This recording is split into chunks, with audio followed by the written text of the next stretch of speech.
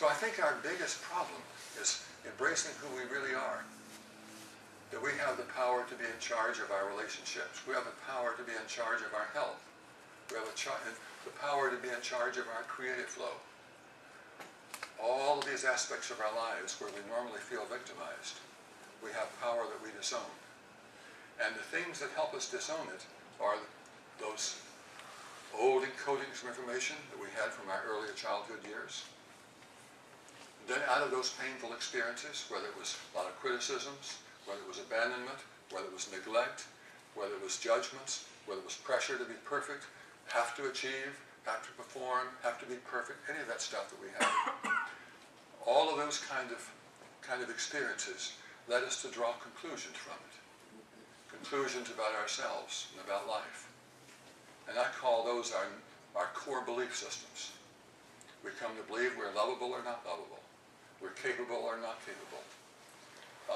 I'll be abandoned, or I can pretty much trust people to be there in my life. And on it goes. We have multitudes of those beliefs that we live by. And I think of them as being like software in our computer. And once we have that software in place, guess what we do? That software are those beliefs. We try ongoingly to get confirmation of that belief. So what we'll go through life doing is we'll attract replays of the old painful experiences. First of all, like I mentioned before, how we do that, the replay, we'll keep repeating the traumas that we had in the choice of partners or acting in such a way as to get that out of a partner, to make them behave in that way. Well, then we draw these conclusions about ourselves, and we've got to get confirmation of that. And so I'm going to pick partners, or bosses, or co-workers, or whoever, or friends, who will confirm my belief about myself and about life. If that doesn't work, then I'll behave in such a way as to get them to act in those ways to confirm my belief. And if those two don't work, guess what we do as a backup measure? We'll see it as happening even if it isn't. And that's what we human beings will do, unless we allow ourselves to be more conscious and use some other tools to be able to take back our reins to the herd of wild horses that are stampeding out of control. So we have those traumas. We have the intrauterine part. We have the traumas that came out of our early experiences in life. Then we have the beliefs that grew out of those. And then guess what we start doing? We start having all this chatter in our heads. We start getting language and start having this chatter that goes on. Do you know how much chatter goes on in your brain every day? It's self-talk. It's a heck of a lot, isn't it? From the time you wake up in the morning, that brain is going, isn't it? 9 miles an hour. Some studies show we have as many as 72,000, 75,000 thoughts a day. That's a lot of thinking, isn't it? A whole lot of thinking going on. And the part that's more amazing about it, as many as 90 and 95% of those thoughts that you had today are the same ones you had yesterday, the day before, and the day before. And you're going to have them again tomorrow and the next day.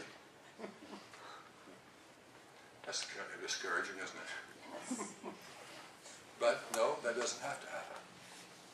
We can break into that too, and I'll talk about a little tool a little bit later on, how we can do that.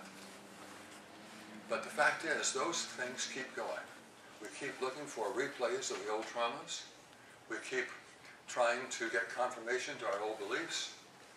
And then we keep rehearsing both our traumas and our beliefs and our expectations about the future and our remorse about the past and all that chatter in our minds. So much of it has to do with the past or future, doesn't it?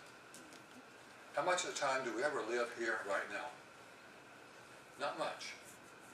Mostly we're thinking about what could happen, or what I hope will happen, or what I fear will happen. Or we're thinking about what happened in the past. Oh my God, it could be repeated again. Or maybe it won't be. Or I can't stand it. You know, I feel so bad, or I feel so guilty about what happened. Or, you know, all those kind of things, the remorse, or regret, or pain from the past. All of these are shackles that we carry with us, unless we have a way of breaking out of them. So, what I'd like to do with myself, and what I do with my patients, is to see that how do we break into this cycle They're the traumas that leads to these belief systems, that leads to our thoughts that we think, that leads to the way we interpret things, our interpretive perceptions. All of these give rise to our emotion, and our emotion puts us into getting reactions from what we experience as the outside world.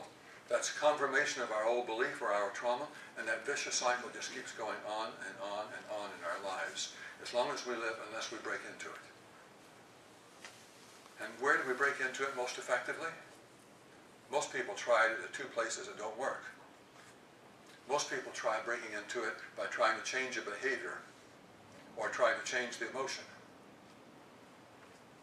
But think of it as, would you try to put brakes on a train that's going 70 miles an hour, and you got 4 big diesel engines pushing as hard as they can, not putting on the brakes, but you're trying to put the brakes on the train. How easy is it going to be to stop that train? Very hard. Very hard, exactly. And that's what we're all trying to do. We try to change an emotion and try to change a behavior by itself. We haven't stopped the diesel engines that are pushing it. That's why we need to go back upstream.